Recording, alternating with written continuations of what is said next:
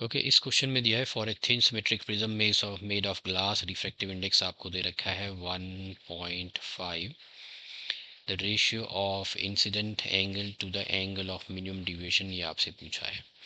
तो let this be a thin symmetric prism.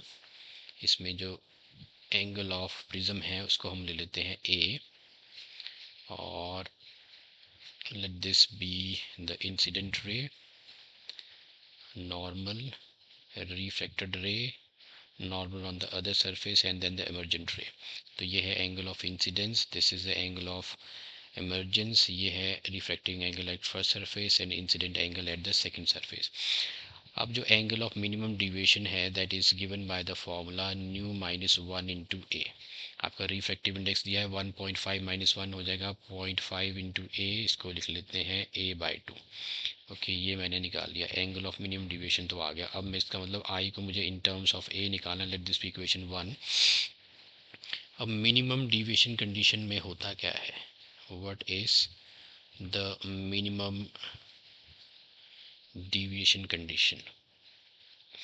Okay, इस condition में हम एंगल ऑफ डिविएशन, नाउ इस इंसिडेंट रे को मैं आगे प्रोड्यूस करूं और इमर्जेंट रे को पीछे को प्रोड्यूस करूं, तो this is the angle of deviation.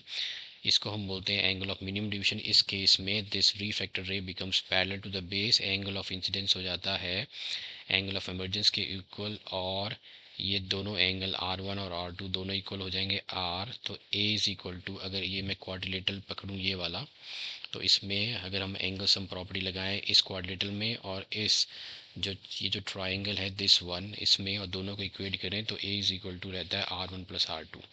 अब ये दोनों इक्वल हैं तो ये 2R आ जाएगा, तो A इज इक्वल टू आ गया 2R। अब एंगल ऑफ जो डिविएशन है that is I plus E minus A. अब मिनिमम डिविएशन कंडीशन में क्या हुआ, ये डेल्टा बन गया डेल्टा एम, आई और ई इक्वल हो गए तो इधर आएगा 2i minus A, I is equal to हो जाएगा A plus delta M by 2।